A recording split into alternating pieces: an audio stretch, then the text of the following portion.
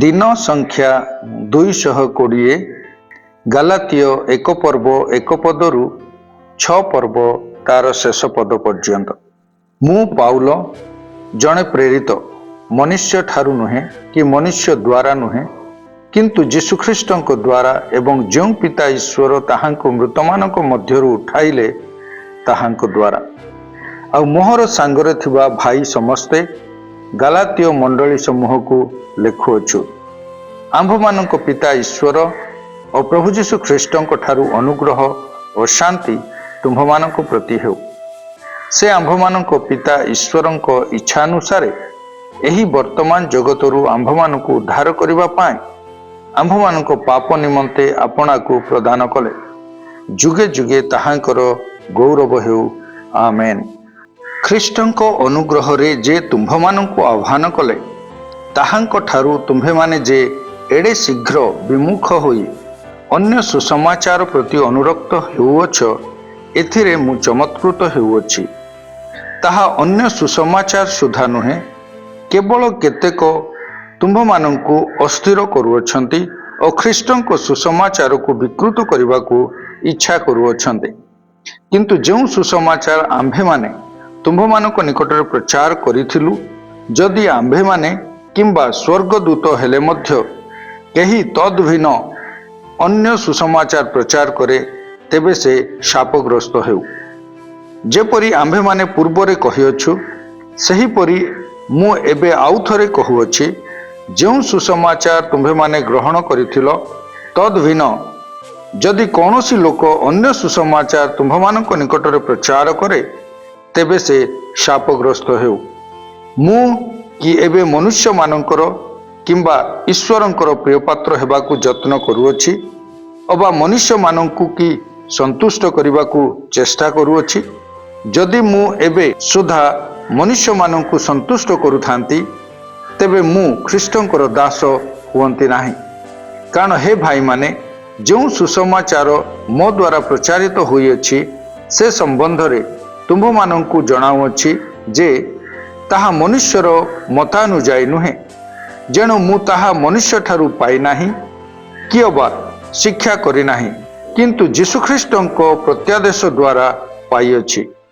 पूर्वे जिहुदी धर्म रे मोहर आचार व्यवहार संबंध रे तुम्भे माने तो शुणिअछ।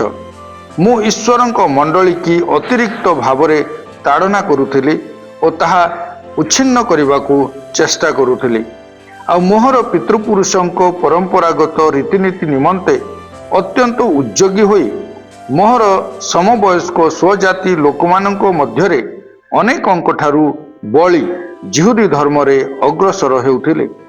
किंतु जे मोहर मातांको उदररू मते पृथक करिथिले ओ आपणा अनुग्रह रे मते आह्वान कले से जेतेबेले आपणा पुत्रंकु मो ठारे प्रकाश करिबा निमंते संतुष्ट हेले जेपरि मु विजाति मानक मध्यरे ताहांकु प्रचार करे सेतेबेले मु मनुष्य सहित परामर्श न करी केवबा मो पूर्वरे नियुक्त प्रेरित मानक निकटकू जेरुसालेम को न जाई सही क्षणी आरब को बाहरी गली। पुनश्च मु दामास्कस को बाहुड़ी आसिले। ताहा परे 3 वर्ष उतारे मु केफांक सहित साक्षात करिबा निमंते जेरुसालेम को गली और तांको सहित 15 दिन रहिली। किंतु प्रभुंको भ्राता जाकुबंको छड़ा प्रेरित मानकर अन्य काहारी को देखिली नाही। मु जो सबु विषय तुम्भमानंकु लिखुअछि देख ईश्वरंको साक्षात रे कहुअछि मु मिथ्या कहु नाही। परे मु सूरिया और किलिकिया अंचल को गली। जिहुदा देशर ख्रीष्टाश्रित मंडली समूह निकटरे मु व्यक्तिगत भावे परिचित नथिले। सेमाने केवल शुणुथिले जो व्यक्ति पूर्वे आंभमानंकु ताड़ना करुथिले से थरे जो विश्वास मत को उच्छिन्न करबाकू चेष्टा करुथिले ताहा एबे प्रचार करूअछंती आ सेमाने मो सकाशे ईश्वरंको प्रशंसा करुथिले। गालातीय 2 पर्व। ताहा परे 14 वर्ष गत हुअन्ते मु बर्नबांक सहित पुनश्च जेरुसालेम को गली। तीतसंकु मध्य सांगरे घेनी जाइथिले। मु प्रत्यादेश प्राप्त होई गमन कली आ मु विजाति मानक मध्यरे जो सुसमाचार प्रचार करूअछि ताहा सेमानकु बुझाई देली। किंतु मोहर पूर्व अबा वर्तमान परिश्रम जेपरी विफल न हुए एथिपाई जो माने गण्यमान्य केवल सेमानंकु पृथक भावरे बुझाइले।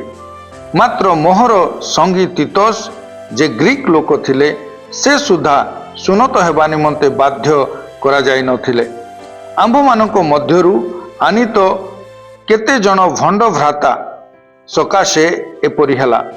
ख्रीष्ट जीशुंक ठारे आंभ मानकर जो स्वाधीनता अछि चर स्वरूपे सेथिर छिद्र अन्वेषण करी आंभ मानकु दासत्वर बंधन रे आबद्ध करिबा निमंते सेमाने गुप्तरे प्रवेश करिथिले।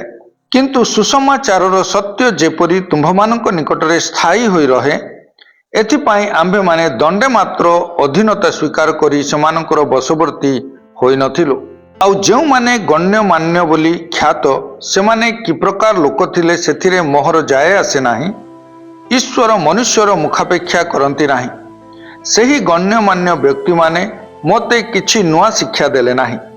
बरं अन्य पक्षरे जेतेबेले सेमाने देखिले जे पितरंकु जेपरि सुन्नति मानक मध्यरे मते सेहीपरि असुन्नति मानक मध्यरे सुसमाचार प्रचार करिवार भार अर्पित होइअछि।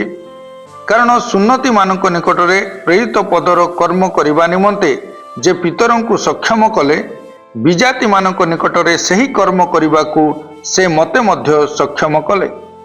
आउ जेतेबेले सेमाने मते प्रदत्त अनुग्रह विषय बुझिले सेतेबेले स्तंभ स्वरूपे ख्यात जाकुब केफा और जोहन मते और बर्नबांकु सहभागितार दक्षिण हस्त प्रदान कले जेपरि आंभे माने विजाति मानक मध्यरे कार्य करू और से माने सुन्नति मानक मध्यरे कार्य करन्ते।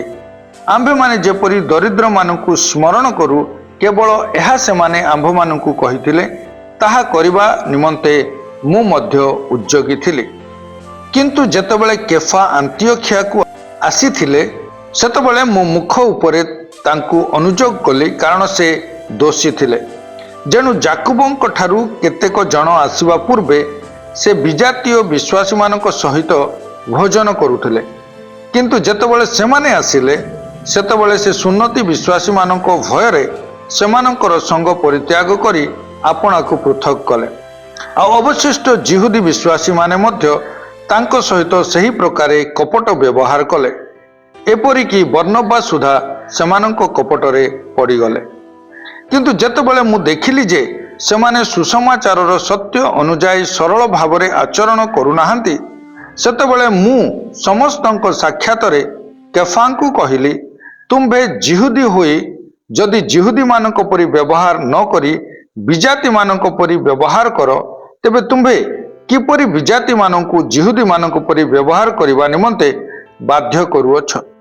विजातीय पापी नहु तथापि व्यवस्थार क्रियाकर्म द्वारा मनुष्य धार्मिक गणित न होई केवल जीशुख्रीष्टଙ୍କ ठारे विश्वास द्वारा जे धार्मिक गणित हुए एहा जानी आंभे माने मध्य जीशुख्रीष्टଙ୍କ ठारे विश्वास करिअछु। जेपरि व्यवस्थार क्रियाकर्म द्वारा धार्मिक गणित न होई ख्रीष्टଙ୍କ ठारे विश्वास द्वारा धार्मिक गणित हेउ। कारण व्यवस्थार क्रियाकर्म द्वारा कौनसी मनुष्य धार्मिक गणित हेब नाही। किंतु ख्रीष्टଙ୍କ द्वारा धार्मिक गणित हेबाकु चेष्टा करी आंभे माने निजे मध्य जदि पापी बोली देखा गलु तेबे ख्रीष्ट की पापर सेवक ताहा केबे हे न हेउ। कारण मु जहा जहा भांगी अछि सही सब जदि आउ थरे निर्माण करे तेबे मु निजकु अपराधी बोली प्रमाण करूअछि। जेणु ईश्वरଙ୍କ उद्देश्य जीवित हेबा निमंते मु व्यवस्था द्वारा व्यवस्था प्रति मृत होइअछि। मु ख्रीष्टଙ୍କ सहित क्रूसरे हत होइअछि। मु आउ जीवित नुहे मात्र ख्रीष्ट मो ठारे जीवित अछंती। पुणी मु शरीर रे थाई वर्तमान जो जीवन यापन करूअछि ताहा विश्वास रे अर्थात ईश्वरଙ୍କ जो पुत्र मते प्रेम करी मो निमंते आपना को उत्सर्ग कले ताहांक ठारे विश्वास करी यापन करूअछि। मु ईश्वरଙ୍କ अनुग्रह को व्यर्थ करू नाही। कारण जदि व्यवस्था द्वारा धार्मिकता लाभ हुए ताहा हेले ख्रीष्टଙ୍କ मृत्यु भोग करिबा वृथा। गालातिय 3 पर्व। हे निर्बोध गालातिय माने किए तुम्भ मानंकु मोहित कला। ତୁମ୍ଭମାନଙ୍କ ଚକ୍ଷୁ ସମ୍ମୁଖରେ ତ କ୍ରୁଶରେ ହତ ଯୀଶୁଖ୍ରୀଷ୍ଟଙ୍କ ଚିତ୍ର ଆଙ୍କିତ ହୋଇଥିଲା। ମୁଁ ତୁମ୍ଭମାନଙ୍କ ଠାରୁ କେବଳ ଏହା ଜାଣିବାକୁ ଇଚ୍ଛା କରେ, ତୁମ୍ଭେମାନେ କ'ଣ ବ୍ୟବସ୍ଥାର କ୍ରିୟାକର୍ମ ହେତୁ ନା ବିଶ୍ୱାସରେ ଶୁଣିବା ହେତୁ ଆତ୍ମା ପାଇଥିଲ? ତୁମ୍ଭେମାନେ କ'ଣ ଏପରି ନିର୍ବୋଧ? ଆତ୍ମାରେ ଆରମ୍ଭ କରି ତୁମ୍ଭେମାନେ କି ଏବେ ଶରୀରରେ ସିଦ୍ଧ ହେବାକୁ ଯାଉଅଛ? ତୁମ୍ଭେମାନେ କି ବ୍ୟର୍ଥରେ ଏତେ କ୍ଲେଶ ଭୋଗ କରିଅଛ, ତାହା କ'ଣ ପ୍ରକୃତରେ ବୃଥା? ଅତଏବ ଯେ ତୁମ୍ଭମାନଙ୍କୁ ଆତ୍ମା ଦାନ କରନ୍ତି ଆଉ ତୁମ୍ଭମାନଙ୍କ ମଧ୍ୟରେ ଶକ୍ତିର କାର୍ଯ୍ୟ ସାଧନ କରନ୍ତି, ସେ କି ବ୍ୟବସ୍ଥାର କ୍ରିୟାକର୍ମ ହେତୁ ତାହା କରନ୍ତି ନା ବିଶ୍ୱାସରେ ଶୁଣିବା ହେତୁ କରନ୍ତି? ଯେପରି ଅବ୍ରାହମ ଈଶ୍ୱରଙ୍କୁ ବିଶ୍ୱାସ କଲେ ଆଉ ତାଙ୍କ ପକ୍ଷରେ ତାହା ଧାର୍ମିକତା ବୋଲି ଗଣିତ ହେଲା। ଅତଏବ ଯେଉଁମାନେ ବିଶ୍ୱାସୀ ସେମାନେ ଅବ୍ରାହମଙ୍କର ସନ୍ତାନ, ଆଉ ଈଶ୍ୱର ବିଜାତିମାନଙ୍କୁ ବିଶ୍ୱାସ ହେତୁ ଧାର୍ମିକ ଗଣନା କରିବେ। ଏହା ଧର୍ମଶାସ୍ତ୍ର ପୂର୍ବରୁ ଦେଖି ଅବ୍ରାହମଙ୍କ ନିକଟରେ ସୁସମାଚାର ପ୍ରଚାର କରି କହିଲା, ତୁମ୍ଭ ଦେଇ ସମସ୍ତ ଜାତି ଆଶୀର୍ବାଦ ପ୍ରାପ୍ତ ହେବେ। ଏଣୁ ଯେଉଁମାନେ ବିଶ୍ୱାସୀ ସେମାନେ ବିଶ୍ୱାସୀ ଅବ୍ରାହମଙ୍କ ସହିତ ଆଶୀର୍ବାଦ ପ୍ରାପ୍ତ ହୁଅନ୍ତି। କାରଣ ଯେତେ ଲୋକ ବ୍ୟବସ୍ଥାର କ୍ରିୟାକର୍ମ କରନ୍ତି ସେମାନେ ଶାପଗ୍ରସ୍ତ, ଯେଣୁ ଲେଖା ଅଛି, ଯେ କେହି ବ୍ୟବସ୍ଥା ପୁସ୍ତକରେ ଲିଖିତ ସମସ୍ତ କଥା ପାଳନ କରିବା ପାଇଁ ସେଥିରେ ନିତ୍ୟ ପ୍ରବୃତ୍ତ ନ ହୁଏ, ସେ ଶାପଗ୍ରସ୍ତ। ବ୍ୟବସ୍ଥା ଦ୍ୱାରା କେହି ଯେ ଈଶ୍ୱରଙ୍କ ସାକ୍ଷାତରେ ଧାର୍ମିକ ଗଣିତ ହୁଏ ନାହିଁ, ଏହା ତ ସ୍ପଷ୍ଟ। କାରଣ ଧାର୍ମିକ ବିଶ୍ୱାସ ଦ୍ୱାରା ବଞ୍ଚିବ। ଆଉ ବିଶ୍ୱାସ ବ୍ୟବସ୍ଥାର ମୂଳ ବିଷୟ ନୁହେଁ। ବ୍ୟବସ୍ଥାର ମୂଳ ବିଷୟ ଏହି ଯେ ଏହି ସବୁ ପାଳନ କରେ ସେ ସେଥିରେ ବଞ୍ଚିବ। ଯୀଶୁଖ୍ରୀଷ୍ଟଙ୍କ ହେତୁ ଅବ୍ରାହମଙ୍କର ଆଶୀର୍ବାଦ ଯେପରି ବିଜାତିମାନଙ୍କ ପ୍ରତି ବର୍ତ୍ତେ, ପୁଣି ଆମ୍ଭେମାନେ ଯେପରି ବିଶ୍ୱାସ ହେତୁ ପ୍ରତିଜ୍ଞାତ ଆତ୍ମା ପ୍ରାପ୍ତ ହେଉ, ଏଥିପାଇଁ ଖ୍ରୀଷ୍ଟ ଆମ୍ଭମାନଙ୍କ ନିମନ୍ତେ ଅଭିଶପ୍ତ ହୋଇ ବ୍ୟବସ୍ଥାର ଅଭିଶାପରୁ ଆମ୍ଭମାନଙ୍କୁ ମୂଲ୍ୟ ଦେଇ ମୁକ୍ତ କଲେ। କାରଣ ଲେଖା ଅଛି, ଯେ କେହି ଖୁଣ୍ଟରେ ଟଙ୍ଗାଯାଏ ସେ ଅଭିଶପ୍ତ। ହେ ଭାଇମାନେ, ମୁଁ ମନୁଷ୍ୟ ଭାବରେ କହୁଅଛି, ଉଇଲ୍ ମନୁଷ୍ୟ ଦ୍ୱାରା କରାଗଲେ ସୁଦ୍ଧା ଯେତେବେଳେ ତାହା ସ୍ଥିରୀକୃତ ହୁଏ, ସେତେବେଳେ କେହି ତାହା ଅନ୍ୟଥା କରିପାରେ ନାହିଁ ବା ସେଥିରେ କିଛି ଯୋଗ କରିପାରେ ନାହିଁ। ଅବ୍ରାହମ ଓ ତାହାଙ୍କ ସନ୍ତାନ ପ୍ରତି ପ୍ରତିଜ୍ଞା ସମୂହ ଉକ୍ତ ହୋଇଥିଲା। ଅନେକଙ୍କୁ ଲକ୍ଷ୍ୟ କରି ସନ୍ତାନମାନଙ୍କୁ ବୋଲି କୁହାଯାଏ ନାହିଁ, କିନ୍ତୁ ଜଣଙ୍କୁ ଅର୍ଥାତ୍ ଖ୍ରୀଷ୍ଟଙ୍କୁ ଲକ୍ଷ୍ୟ କରି ତୁମ୍ଭର ସନ୍ତାନକୁ ବୋଲି କୁହାଯାଏ। ମୋହର ଭାବ ଏହି, ଯେଉଁ ନିୟମ ଈଶ୍ୱରଙ୍କ କର୍ତ୍ତୃକ ପୂର୍ବରୁ ସ୍ଥିରୀକୃତ ହୋଇଥିଲା, 430 ବର୍ଷ ପରେ ଦତ୍ତ ବ୍ୟବସ୍ଥା ତାହା ବ୍ୟର୍ଥ କରେ ନାହିଁ, ଯେପରି ତଦ୍ୱାରା ପ୍ରତିଜ୍ଞା ନିଷ୍ଫଳ କରାଯାଏ। କାରଣ ଅଧିକାର ଯଦି ବ୍ୟବସ୍ଥାମୂଳକ ହୁଏ, ତେବେ ତାହା ଆଉ ପ୍ରତିଜ୍ଞାମୂଳକ ନୁହେଁ। କିନ୍ତୁ ଈଶ୍ୱର ପ୍ରତିଜ୍ଞା ଦ୍ୱାରା ଅବ୍ରାହମଙ୍କୁ ତାହା ଦାନ କରିଅଛନ୍ତି। ତେବେ ବ୍ୟବସ୍ଥା କାହିଁକି ଦତ୍ତ ହେଲା? ଯେଉଁ ସନ୍ତାନଙ୍କୁ ଲକ୍ଷ୍ୟ କରି ପ୍ରତିଜ୍ଞା କରାଯାଇଥିଲା, ତାହାଙ୍କ ନ ଆସିବା ପର୍ଯ୍ୟନ୍ତ ତାହା ଆଜ୍ଞା ଲଙ୍ଘନ ହେତୁ ଯୋଗ କରାଗଲା। ପୁଣି ତାହା ଦୂତମାନଙ୍କ ଦ୍ୱାରା ଜଣେ ମଧ୍ୟସ୍ଥଙ୍କ ହସ୍ତରେ ସ୍ଥାପିତ ହୋଇଥିଲା। ମଧ୍ୟସ୍ଥ ଗୋଟିଏ ପକ୍ଷର ପ୍ରତିନିଧି ନୁହନ୍ତି, କିନ୍ତୁ ଈଶ୍ୱର ଏକ। ତେବେ ବ୍ୟବସ୍ଥା କି ଈଶ୍ୱରଙ୍କ ପ୍ରତିଜ୍ଞା ସମୂହର ବିରୁଦ୍ଧ? ତାହା କେବେ ନ ହେଉ। କାରଣ ଯଦି ଜୀବନ ଦେବାକୁ ସମର୍ଥ ଏପରି ବ୍ୟବସ୍ଥା ଦତ୍ତ ହୋଇଥାନ୍ତା, ତେବେ ଧାର୍ମିକତା ପ୍ରକୃତରେ ବ୍ୟବସ୍ଥାମୂଳକ ହୁଅନ୍ତା। କିନ୍ତୁ ଯେପରି ଯୀଶୁଖ୍ରୀଷ୍ଟଙ୍କ ଠାରେ ବିଶ୍ୱାସ ହେତୁ ପ୍ରତିଜ୍ଞା ବିଶ୍ୱାସ କରୁଥିବା ଲୋକମାନଙ୍କୁ ଦିଆଯାଏ, ଏଥିପାଇଁ ଧର୍ମଶାସ୍ତ୍ର ସମସ୍ତ ବିଷୟକୁ ପାପର ଅଧୀନ ବୋଲି ଗଣନା କରିଅଛି। ମାତ୍ର ସେହି ବିଶ୍ୱାସ ଆସିବା ପୂର୍ବେ ପ୍ରକାଶିତ ହେବାକୁ ଯାଉଥିବା ସେହି ବିଶ୍ୱାସ ପ୍ରାପ୍ତି ଉଦ୍ଦେଶ୍ୟରେ ଆମ୍ଭେମାନେ ବ୍ୟବସ୍ଥାର ଅଧୀନରେ ବନ୍ଦୀ ହୋଇ ରକ୍ଷିତ ହେଉଥିଲୁ। ଏହି ପ୍ରକାରେ ବିଶ୍ୱାସ ହେତୁ ଆମ୍ଭମାନଙ୍କର ଧାର୍ମିକ ଗଣିତ ହେବା ନିମନ୍ତେ ଖ୍ରୀଷ୍ଟଙ୍କ ଆଗମନ ପର୍ଯ୍ୟନ୍ତ ବ୍ୟବସ୍ଥା ଆମ୍ଭମାନଙ୍କର ଶିକ୍ଷକ ସ୍ୱରୂପ ହୋଇଥିଲା। କିନ୍ତୁ ଏବେ ସେହି ବିଶ୍ୱାସ ଉପସ୍ଥିତ ହେଲା ପରେ ଆମ୍ଭେମାନେ ଆଉ ସେହି ଶିକ୍ଷକର ଅଧୀନରେ ନହୁଁ। କାରଣ ତୁମ୍ଭେମାନେ ସମସ୍ତେ ଯୀଶୁଖ୍ରୀଷ୍ଟଙ୍କ ଠାରେ ବିଶ୍ୱାସ ଦ୍ୱାରା ईश्वरंकर संतान होइअछ। जेणु तुम्हें माने जेते लोक ख्रीष्टों को उद्देश्य रे बाप्तिजित होइअछ तुम्हें माने समस्ते ख्रीष्टों को परिधान करिअछ। जिहुदी कि ग्रीक, दास कि स्वाधीन, पुरुष कि स्त्री, तुम मानक मध्यरे किछि रही प्रभेद नाही, कारण ख्रीष्ट जीशुंक ठारे तुम्हें माने एक। आ जदि तुम्हें माने ख्रीष्टंकर तेबे तुम्हें माने तो अब्राहमंक वंश, प्रतिज्ञा अनुसारे उत्तराधिकारी। गालातिय 4 पर्व। किंतु मु कहुअछि जेते दिन पर्यंत उत्तराधिकारी ना बालक थाए सेते दिन पर्यंत से समस्त विषयर कर्ता हेले हैं कौनसी प्रकारे दास ठारू भिन्न नुहे, किंतु पितांको निरूपित समय पर्यंत से अभिभावक और बेवर्ता मानक अधीन रे थाए। सेहीपरि आम्भे माने मध्य जेतेबेले धर्म रे ना बालक थिलु सेतेबेले जगतर प्राथमिक विषय गुडाकर दास थिलु, किंतु काल संपूर्ण हुंते ईश्वर अपना निकटरू निज पुत्रं को प्रेरण कले। से स्त्री जात होई व्यवस्थाधीन हेले, जेपरि से मूल्य देई व्यवस्थाधीन लोकमानंकु मुक्त करंती, पुणी आम्भे माने पुत्रत्वर अधिकार प्राप्त हेउ। आ तुम्भे माने पुत्र एथि सकाशे ईश्वर अपना निकटरू निज पुत्रंक आत्मा को आम्भ मानक हृदय को प्रेरण कले। सही आत्मा आबा पीत बोली डाकंती। एणु तुम्बे आउ दास नुह किंतु पुत्र, पुणी जदि पुत्र तेबे ईश्वरंक कर्तृक उत्तराधिकारी। मात्र पूर्व रे तुम्भे माने ईश्वर को न जानी जो माने प्रकृत रे ईश्वर नुहंती सेमानकर दास थिल, किंतु एबे ईश्वरंक परिचय पाइअछ, बरंच ईश्वरंक द्वारा परिचित होइअछ। तेबे किपरि आउ थरे दुर्बल और अकिंचन प्राथमिक विषय गुडाक प्रति फेरी जाई पुनर्बार सही सबुर दास हेबाकू इच्छा करूअछ। तुम्भे माने विशेष विशेष दिन, मास, पर्व और वर्ष पालन करिथाओ। तुम मानक निमंते मु जो परिश्रम करिअछि काले ताहा व्यर्थ हुए, तुम मानक संबंध रे मोहर एही भय हेउअछि। हे भाई माने मु तुम मानक निवेदन करूअछि तुम्भे माने मो परि हुओ, कारण मु तुम मानक परि होइअछि। तुम्भे माने मो प्रति कौनसी अन्याय करिनाहो, किंतु तुम्भे माने जानो जे शारीरिक पीड़ा हेतु मु तुम मानक निकटरे प्रथम थर सुसमाचार प्रचार करिथिली।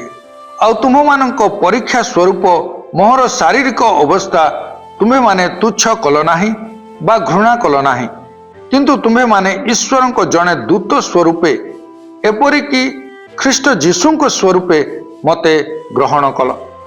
तेबे तुम मानकर सही आनंद काहीं, कारण मु तुम मानक पक्षरे साक्ष्य देउछि जे संभव होइथिले तुम्हें माने आपणा आपणार चक्षु उत्पाटन करी मते देइथांत। अतएव मु तुम मानकु सत्य कहिबारु कि तुम मानकर शत्रु होइअछि। से माने तो तुम मानक विषय रे उद्योगी, किंतु भल अभिप्राय रे नुहे, बरंच तुम्हें माने जेपरि सेमानक विषय रे उद्योगी हुओ एथि निमंते सेमाने तुम मानकु मो ठारू पृथक करिबाकू इच्छा करूअछन्ते। केवल मु तुम मानक सहित थिबा समय रे नुहे, मात्र सबु समय रे उत्तम विषय रे उद्योगी हेबा भल। हे मोहर पिला माने, जे पर्यंत तुम मानक ठारे ख्रीष्ट मूर्तिमान होई नाहांती से पर्यंत तुम मानक सकाशे पुनर्बार प्रसव वेदना रे व्यथित हेउअछि। मु जेपरि वर्तमान तुम मानक निकटरे उपस्थित होई अन्य भावरे कथा कहि पारंती एहा मोहर इच्छा, कारण मु तुम मानक विषय रे हतबुद्धि हेउअछि। व्यवस्थार अधीन हेबाकू इच्छा करूअछ जे तुम्हे माने मते कुहत तुम्हे माने कोन व्यवस्थार वाक्य शुणुनाह, कारण लेखा अछि अब्राहमंकर दुईटी पुत्र थिले, जणे दासी ठारू और आउ जणे स्वाधीना स्त्री ठारू जात। जे दासीर पुत्र से शारीरिक भावानुसारे जात हैला, मात्र जे स्वाधीना स्त्रीर पुत्र से प्रतिज्ञा बलरे जात हैला। एही समस्त कथार रूपक अर्थ अछि, कारण एही स्त्री माने दुईटी नियम स्वरूप। गोटिए नियम सिनय पर्वतरू उत्पन्न, ताहा दासत्व निमंते संतान प्रसवकारिणी हागार ସେଥିର ନିଦର୍ଶନ। ହାଗାର ଏହି ଶବ୍ଦ ଆରବରେ ସିନାଇ ପର୍ବତକୁ ବୁଝାଏ। ପୁଣି ତାହା ବର୍ତ୍ତମାନ ଜେରୁସାଲେମର ସମତୁଲ୍ୟ, କାରଣ ଏ ଆପଣା ସନ୍ତାନମାନଙ୍କ ସହିତ ଦାସତ୍ୱରେ ରହିଅଛି। କିନ୍ତୁ ଉର୍ଦ୍ଧ୍ୱସ୍ଥ ଜେରୁସାଲେମ ସ୍ୱାଧୀନତା, ସେ ଆମ୍ଭମାନଙ୍କ ଜନନୀ। ଯେଣୁ ଲେଖା ଅଛି, ଆଗ ବନ୍ଧେ ଅପ୍ରସୂତେ ଆନନ୍ଦ କର, ଆଗ ପ୍ରସବ ବେଦନା ରହିତେ ଉଚ୍ଚ ସ୍ୱରରେ ଜୟଧ୍ୱନି କର, କାରଣ ସଧବାର ସନ୍ତାନ ଠାରୁ ଅନାଥର ସନ୍ତାନ ଅଧିକ। ହେ ଭାଇମାନେ, ତୁମ୍ଭେମାନେ ଇସହାକଙ୍କ ପରି ପ୍ରତିଜ୍ଞାର ସନ୍ତାନ। କିନ୍ତୁ ଶାରୀରିକ ସ୍ୱଭାବାନୁସାରେ ଯେ ଜାତ, ସେ ଯେପରି ସେ ସମୟରେ ଆତ୍ମାଙ୍କ ପ୍ରତିଜ୍ଞା ଅନୁସାରେ ଯେ ଜାତ ତାଙ୍କୁ ତାଡ଼ନା କରୁଥିଲା, ସେହିପରି ଏବେ ମଧ୍ୟ ଘଟୁଅଛି। ମାତ୍ର ଶାସ୍ତ୍ର କ'ଣ କୁହେ? ଦାସୀ ଓ ତାର ପୁତ୍ରକୁ ବାହାର କରିଦିଅ, କାରଣ ଦାସୀର ପୁତ୍ର ସ୍ୱାଧୀନା ସ୍ତ୍ରୀର ପୁତ୍ର ସହିତ ଉତ୍ତରାଧିକାରୀ ହେବ ନାହିଁ। ଅତଏବ ଭାଇମାନେ, ଆମ୍ଭେମାନେ ଦାସୀର ସନ୍ତାନ ନୁହଁ, କିନ୍ତୁ ସ୍ୱାଧୀନା ସ୍ତ୍ରୀର ସନ୍ତାନ। ଗାଲାତୀୟ 5 ପର୍ବ। ସ୍ୱାଧୀନତା ନିମନ୍ତେ ଖ୍ରୀଷ୍ଟ ଆମ୍ଭମାନଙ୍କୁ ମୁକ୍ତ କରିଅଛନ୍ତି। ଅତଏବ ସ୍ଥିର ହୋଇ ରୁହ ଏବଂ ଦାସତ୍ୱ ଜୁଆଳିରେ ଆଉ ଥରେ ଯୋଚା ନ ଯାଅ। ଦେଖ, ମୁଁ ପାଉଲ ତୁମ୍ଭମାନଙ୍କୁ କହୁଅଛି, ଯଦି ତୁମ୍ଭମାନଙ୍କର ସୁନ୍ନତ ହୁଏ, ତେବେ ଖ୍ରୀଷ୍ଟଙ୍କ ଦ୍ୱାରା ତୁମ୍ଭମାନଙ୍କର କୌଣସି ଲାଭ ହେବ ନାହିଁ। ମୁଁ ସୁନ୍ନତ ପ୍ରାପ୍ତ ହେଉଥିବା ପ୍ରତ୍ୟେକ ଜଣକୁ ପୁନର୍ବାର ସାକ୍ଷ୍ୟ ଦେଉଅଛି ଯେ ସେ ସମସ୍ତ ବ୍ୟବସ୍ଥା ପାଳନ କରିବା ନିମନ୍ତେ ଦାୟୀ। ତୁମେମାନେ ଯେତେ ଲୋକ ବ୍ୟବସ୍ଥା ଦ୍ୱାରା ଧାର୍ମିକ ଗଣିତ ହେବାକୁ ଚାହୁଁଅଛ, ତୁମ୍ଭେମାନେ ଖ୍ରୀଷ୍ଟଙ୍କ ଠାରୁ ବିଚ୍ଛିନ୍ନ ହୋଇଅଛ, ତୁମ୍ଭେମାନେ ଅନୁଗ୍ରହରୁ ପତିତ ହୋଇଅଛ। କାରଣ ଆମ୍ଭେମାନେ ଆତ୍ମାଙ୍କ ଦ୍ୱାରା ବିଶ୍ୱାସ ହେତୁ ଧାର୍ମିକତା ପ୍ରାପ୍ତିର ଆଶାରେ ଅପେକ୍ଷା କରୁଅଛୁ। ଯେଣୁ ଖ୍ରୀଷ୍ଟ ଯୀଶୁଙ୍କ ସହଭାଗିତାରେ ସୁନ୍ନତ କି ଅସୁନ୍ନତ କିଛି ନୁହେଁ, କିନ୍ତୁ ପ୍ରେମରେ କାର୍ଯ୍ୟ ସାଧକ ବିଶ୍ୱାସ ହିଁ ସାର। ତୁମ୍ଭେମାନେ ତ ଉତ୍ତମ ରୂପେ ଦୌଡ଼ୁଥିଲ। କିଏ ତୁମ୍ଭମାନଙ୍କୁ ବାଧା ଦେଲା ଯେ ସତ୍ୟର ଅବାଧ୍ୟ ହୋଇଅଛ? ତୁମ୍ଭମାନଙ୍କ ଆହ୍ୱାନକର୍ତ୍ତାଙ୍କ ଠାରୁ ଏହି ପ୍ରବର୍ତ୍ତନା ଆସିନାହିଁ। ଟିକିଏ ବୋଲି ଖମିର ପିଣ୍ଡୁଳା ଯାକ ଖମିରମୟ କରିଦିଏ। ତୁମ୍ଭେମାନେ ଯେ ଅନ୍ୟ ପ୍ରକାର ବିଚାର କରିବ ନାହିଁ, ଏହା ମୁଁ ତୁମ୍ଭମାନଙ୍କ ବିଷୟରେ ପ୍ରଭୁଙ୍କ ଠାରେ ଦୃଢ଼ ବିଶ୍ୱାସ କରୁଅଛି। କିନ୍ତୁ ଯେ ତୁମ୍ଭମାନଙ୍କୁ ଅସ୍ଥିର କରୁଅଛି, ସେ ଯେ କେହି ହେଉ ଆପଣାର ଦଣ୍ଡ ବହନ କରିବ। କିନ୍ତୁ ହେ ଭାଇମାନେ, ଯଦି ମୁଁ ଏବେ ସୁଦ୍ଧା ସୁନ୍ନତ ବିଧି ପ୍ରଚାର କରୁଅଛି, ତେବେ କାହିଁକି ମୁଁ ଏଯାଏଁ ତାଡ଼ନା ଭୋଗ କରୁଅଛି? ତାହା ହେଲେ କୃଶ ତ ଆଉ ବିଘ୍ନର କାରଣ ନୁହେଁ। ଯେଉଁମାନେ ତୁମ୍ଭମାନଙ୍କୁ ଅସ୍ଥିର କରୁଅଛନ୍ତି, ସେମାନେ ସମ୍ପୂର୍ଣ୍ଣ ଅଙ୍ଗହୀନ ହେଲେ ଭଲ ହୁଅନ୍ତା। କାରଣ ହେ ଭାଇମାନେ, ତୁମ୍ଭେମାନେ ସ୍ୱାଧୀନତା ନିମନ୍ତେ ଆହୁତ ହୋଇଅଛ। କେବଳ ତୁମ୍ଭର ସ୍ୱାଧୀନତାକୁ ଶାରୀରିକ ଅଭିଳାଷ ପୂରଣ ନିମନ୍ତେ ସୁଯୋଗ ସ୍ୱରୂପେ ବ୍ୟବହାର ନ କର, ବରଂ ପ୍ରେମରେ ପରସ୍ପର ଦାସ ହୁଅ। କାରଣ ସମସ୍ତ ବ୍ୟବସ୍ଥା ଏହି ଗୋଟିଏ ବାକ୍ୟରେ ସିଦ୍ଧ ହୁଏ, ତୁମ୍ଭେ ଆପଣା ପ୍ରତିବାସୀ କି ଆତ୍ମତୁଲ୍ୟ ପ୍ରେମ କର। କିନ୍ତୁ ତୁମ୍ଭେମାନେ ଯଦି କାମୁଡ଼ା କାମୁଡ଼ି ହୋଇ ପରସ୍ପରକୁ ଗ୍ରାସ କର, ତେବେ ସାବଧାନ, ଯେପରି ପରସ୍ପର ଦ୍ୱାରା ବିନଷ୍ଟ ନ ହୁଅ। ମୋହର ଭାବ ଏହି, ଆତ୍ମାଙ୍କ ଦ୍ୱାରା ଆଚରଣ କର, ତାହା ହେଲେ ତୁମ୍ଭେମାନେ ଶରୀରର ଅଭିଳାଷ ପୂର୍ଣ୍ଣ କରିବ ନାହିଁ। କାରଣ ଶରୀରର ଅଭିଳାଷ ଆତ୍ମାଙ୍କ ପ୍ରତିକୂଳ, ଆଉ ଆତ୍ମାଙ୍କ ଅଭିଳାଷ ଶରୀରର ପ୍ରତିକୂଳ। ଯେଣୁ ଏହି ଦୁଇ ପରସ୍ପରର ବିପରୀତ। ଫଳତଃ ତୁମ୍ଭେମାନେ ଯାହା ଯାହା ଇଚ୍ଛା କର, ସେହି ସବୁ କରିପାର ନାହିଁ। କିନ୍ତୁ ଯଦି ତୁମ୍ଭେମାନେ ଆତ୍ମାଙ୍କ ଦ୍ୱାରା ପରିଚାଳିତ ହୁଅ, ତେବେ ବ୍ୟବସ୍ଥାର ଅଧୀନ ନୁହଁ। ଶରୀରର କାର୍ଯ୍ୟଗୁଡ଼ାକ ତ ସ୍ପଷ୍ଟ ରୂପେ ଜଣା: ବ୍ୟଭିଚାର, ଅଶୁଚିତା, କାମୁକତା, ପ୍ରତିମା ପୂଜା, କୁହୁକ, ଶତ୍ରୁତା, ବିବାଦ, ଦ୍ୱେଷ, କ୍ରୋଧ, ସ୍ୱାର୍ଥପରତା, ଦଳଭେଦ, ମତଭେଦ, ଈର୍ଷା, ମତତା, ରଙ୍ଗରସ ଇତ୍ୟାଦି ପ୍ରକାର କର୍ମଗୁଡ଼ାକ। ମୁଁ ପୂର୍ବରେ ଯେପରି ତୁମ୍ଭମାନଙ୍କୁ କହିଥିଲି, ସେହିପରି ଆଗରୁ କହୁଅଛି ଯେ ଯେଉଁମାନେ ଏହିସବୁ ପ୍ରକାର କର୍ମ କରନ୍ତି, ସେମାନେ ଈଶ୍ୱରଙ୍କ ରାଜ୍ୟର ଅଧିକାରୀ ହେବେ ନାହିଁ। କିନ୍ତୁ ଆତ୍ମାଙ୍କ ଫଳ ପ୍ରେମ, ଆନନ୍ଦ, ଶାନ୍ତି, ଦୀର୍ଘ ସହିଷ୍ଣୁତା, ପରୋପକାରିତା, ଭଦ୍ରତା, ବିଶ୍ୱସ୍ତତା, ମୃଦୁତା ଓ ଆତ୍ମସଂଯମ, ଏହି ସମସ୍ତ ବିରୁଦ୍ଧରେ କୌଣସି ବ୍ୟବସ୍ଥା ନାହିଁ। ଯେଉଁମାନେ ଖ୍ରୀଷ୍ଟ ଯୀଶୁଙ୍କର, ସେମାନେ ଶରୀରକୁ ସେଥିର କାମନା ଓ ଅଭିଳାଷ ସହିତ କ୍ରୁଶରେ ହତ କରିଅଛନ୍ତି। ଯଦି ଆମ୍ଭେମାନେ ଆତ୍ମାଙ୍କ ଦ୍ୱାରା ଜୀବନ ପ୍ରାପ୍ତ ହୋଇଅଛୁ, ତେବେ ଆତ୍ମାଙ୍କ ଦ୍ୱାରା ମଧ୍ୟ ଆଚରଣ କରୁ। ଆମ୍ଭେମାନେ ବୃଥା ଗର୍ବୀ ହୋଇ ପରସ୍ପରକୁ ବିରକ୍ତ ନ କରୁ ଓ ପରସ୍ପରକୁ ଈର୍ଷା ନ କରୁ। ଗାଲାତୀୟ 6 ପର୍ବ। ହେ ଭାଇମାନେ, ଯଦି କେହି କୌଣସି ଅପରାଧରେ ଧରାପଡ଼େ, ଆତ୍ମିକ ଯେ ତୁମ୍ଭେମାନେ ମୃଦୁ ଭାବରେ ସେହି ପ୍ରକାର ଲୋକକୁ ସଂଶୋଧନ କର। ପୁଣି କିଏ ଜାଣି ନିଜେ ମଧ୍ୟ ପରୀକ୍ଷାରେ ପଡ଼ିପାର। ଏଥିପାଇଁ ଆପଣା ବିଷୟରେ ସାବଧାନ ହୁଅ, ପରସ୍ପରର ଭାର ବହନ କର। ଏହି ପ୍ରକାରେ ତୁମ୍ଭେମାନେ ଖ୍ରୀଷ୍ଟଙ୍କ ବ୍ୟବସ୍ଥା ସଫଳ କରିବ। ଯଦି କୌଣସି ଲୋକ ଅସାର ହେଲେ ହେଁ ଆପଣାକୁ ବଡ଼ ବୋଲି ମନେ କରେ, ତେବେ ସେ ନିଜକୁ ପ୍ରବଞ୍ଚନା କରେ। କିନ୍ତୁ ପ୍ରତ୍ୟେକ ଜଣ ଆପଣା କର୍ମ ପରୀକ୍ଷା କରୁ, ତେବେ ସେ ଅନ୍ୟ ସହିତ ଆପଣାକୁ ତୁଳନା କରିବା ଦ୍ୱାରା ଦର୍ପ ନ କରି କେବଳ ନିଜଠାରେ ଦର୍ପର କାରଣ ପାଇବ। କାରଣ ପ୍ରତ୍ୟେକ ଜଣ ଆପଣା ଭାର ବହନ କରିବ। କିନ୍ତୁ ଯେ ଈଶ୍ୱରଙ୍କ ବାକ୍ୟରେ ଶିକ୍ଷା ପ୍ରାପ୍ତ ହୁଏ, ସେ ଶିକ୍ଷାଦାତାଙ୍କୁ ସମସ୍ତ ଉତ୍ତମ ବିଷୟର ସହଭାଗୀ କରାଉ। ଭ୍ରାନ୍ତ ନ ହୁଅ, ଈଶ୍ୱର ବିଦ୍ରୂପର ପାତ୍ର ନୁହନ୍ତି, କାରଣ ମନୁଷ୍ୟ ଯାହା ବୁଣେ ତାହା ହିଁ କାଟିବ। ଯେଣୁ ଯେ ଆପଣା ଶରୀର ଉଦ୍ଦେଶ୍ୟରେ ବୁଣେ, ସେ ଶରୀରରୁ ଉତ୍ପନ୍ନ କ୍ଷୟଣୀୟ ଶସ୍ୟ କାଟିବ। କିନ୍ତୁ ଯେ ଆତ୍ମାଙ୍କ ଉଦ୍ଦେଶ୍ୟରେ ବୁଣେ, ସେ ଆତ୍ମାଙ୍କ ଠାରୁ ଉତ୍ପନ୍ନ ଅନନ୍ତ ଜୀବନ ରୂପ ଶସ୍ୟ କାଟିବ। ଆମ୍ଭେମାନେ ଉତ୍ତମ କର୍ମ କରିବାରେ ଶ୍ରାନ୍ତ ନ ହେଉ, କାରଣ କ୍ଳାନ୍ତ ନୋହିଲେ ଉପଯୁକ୍ତ ସମୟରେ ଶସ୍ୟ କାଟିବା। ଅତଏବ ଆମ୍ଭେମାନେ ସୁଯୋଗ ଅନୁସାରେ ସମସ୍ତଙ୍କର, ବିଶେଷତଃ ଏକ ପରିବାରଭୁକ୍ତ ବିଶ୍ୱାସୀ ସମସ୍ତଙ୍କର ମଙ୍ଗଳ କରୁ। ଦେଖ କିପରି ବଡ଼ ବଡ଼ ଅକ୍ଷରରେ ମୋହର ନିଜ ହସ୍ତରେ ମୁଁ ତୁମ୍ଭମାନଙ୍କ ନିକଟକୁ ଲେଖିଅଛି।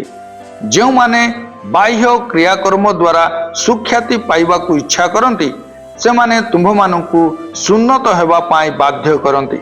ଖ୍ରୀଷ୍ଟଙ୍କ କ୍ରୁଶ ହେତୁ ସେମାନେ ଯେପରି ତାଡ଼ନା ଭୋଗ ନ କରନ୍ତି, କେବଳ ସେଥି ନିମନ୍ତେ ତାହା କରନ୍ତି।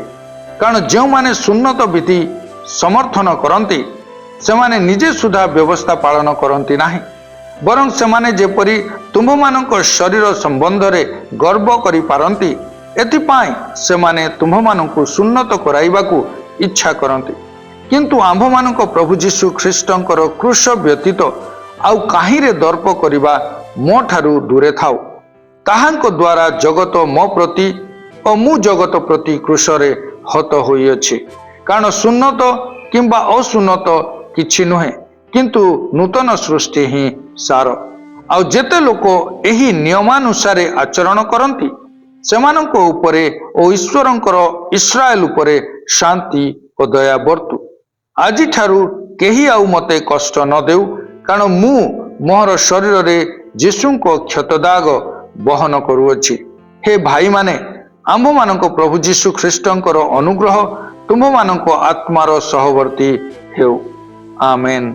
ପ୍ରେରିତ 18 ପର୍ବ 18 ପଦରୁ 22 ପଦ। ଏହା ଉତ୍ତାରେ ପାଉଲ ଆହୁରି ଅନେକ ଦିନ ପର୍ଯ୍ୟନ୍ତ ସେହି ସ୍ଥାନରେ ରହି ଭାଇମାନଙ୍କ ନିକଟରୁ ବିଦାୟ ଘେନି ଜାହାଜରେ ଚଢ଼ି ସୁରିଆକୁ ଯାତ୍ରା କଲେ। ପ୍ରିସ୍କିଲା ଓ ଆକ୍ୱିଲା ତାଙ୍କ ସାଙ୍ଗରେ ଗଲେ। ତାଙ୍କର ଗୋଟିଏ ବ୍ରତ ଥିବାରୁ ସେ କେଙ୍କ୍ରେଆରେ ଆପଣା ମସ୍ତକ ମୁଣ୍ଡନ କରାଇଲେ। ପରେ ସେମାନେ ଏଫିସକୁ ଆସିଲେ। ପୁଣି ସେ ସ୍ଥାନରେ ସେମାନଙ୍କୁ ଛାଡ଼ି ନିଜେ ସମାଜ ଗୃହରେ ପ୍ରବେଶ କରି ଯିହୁଦୀମାନଙ୍କୁ ଉପଦେଶ ଦେଲେ। ପୁଣି ସେମାନେ ତାଙ୍କୁ ଅଧିକ ସମୟ ରହିବାକୁ ଅନୁରୋଧ କରନ୍ତେ ସେ ସମ୍ମତ ହେଲେ ନାହିଁ, ମାତ୍ର ସେମାନଙ୍କଠାରୁ ବିଦାୟ ଘେନି କହିଲେ, ଈଶ୍ୱରଙ୍କ ଇଚ୍ଛା ହେଲେ ଆଉ ଥରେ ଆପଣମାନଙ୍କ ନିକଟକୁ ବାହୁଡ଼ି ଆସିବି। ପୁଣି ସେ ଏଫିସରୁ ପ୍ରସ୍ଥାନ କଲେ। କାଇସରିଆରେ ପହଞ୍ଚି ସେ ଜାହାଜରୁ ଓହ୍ଲାଇଲେ, ଆଉ ଯାଇ ମଣ୍ଡଳୀକୁ ନମସ୍କାର କରି ଆନ୍ତିଓଖିଆକୁ ଚାଲିଗଲେ। ଆସନ୍ତୁ ଆଜି ପାଠ କରିଥିବା ଶାସ୍ତ୍ରାଂଶ ଗୁଡ଼ିକର ସାରାଂଶକୁ ଆମ୍ଭେମାନେ ଚିନ୍ତା କରିବା। द्वितीय मिशनारी यात्रा समय पाउल करंथी मंडली स्थापन करी पालकीय दायित्व संपादन करुथिले एवं तिमोथी और सिलांक ठारू थेसलोनिकीय मंडली विषय शुणी से प्रथम और द्वितीय थेसलोनिकीय पत्र लिखिथिले। गालातीय मंडली द्वितीय मिशनारी यात्रा समय उत्तम भाव में वृद्धि पाउथिला। अल्प क्षण मध्य भंड प्रेरित मानक व्यवस्था और सुन्नत को जोर देउथुबा शिक्षार प्रभाव हेतु सेमानक मन भ्रांत हेबाकु लागिला। पाउल दृढ़ रूपे कहिले जे केवल जीशुख्रीष्ट विश्वास द्वारा परित्राण तथा धार्मिकता प्राप्त हुए एवं व्यवस्थार क्रियाकर्म द्वारा नुहे मात्र केवल सुसमाचार ही सत्य अटे। आउ यह ही गालातीय मंडली निकट को लिखित पत्रर विषय वस्तु अटे। जेरुसालेम सम्मेलनी उतारे सीरियार आंतियोखिया मंडली रे पितर और बर्नबांक सहित होइथिबा विवाद विषय उल्लेख करी से कहले सुसमाचार को जो माने विकृत करती से माने हेउछंती भंड प्रेरित। मु जो सुसमाचार प्रचार करिएछि ताहा हेउछि प्रकृत सुसमाचार। से निजको व्यवस्था प्रति मृत और केवल ख्रीष्ट जीशुंठारे विश्वास द्वारा जीवित बोली गणना करी अनुग्रह को व्याख्या करते। जड़े स्वाधीन मनुष्य जड़े सेवक पवित्र आत्मा को कार्य और शरीर कार्य एवं सुन्नत इत्यादि मुख्य शब्द गुड़ी को चिन्हित कले और सजाई उपस्थापन कले जेपरी से यही नियम को दृढ़ करने पाए जथा केवल जिहुदी नुहंती मात्र समस्त विश्वासी माने विश्वास द्वारा ही धार्मिक गणित हुअन्ति। प्रथम और द्वितीय थेसलोनिकीय पत्र और गालातीय मंडली निकट को पत्र लिखिला उतारे पुनर्बार गोटे गंडगोल हेबारु पाउल प्रिस्किला और आक्विला जी सेमानकर व्यवसाय को बंद कर देई पाउलंको अनुगामी होइथिले सेमानंको सांगरे नहीं करंथीरु बाहरी गले।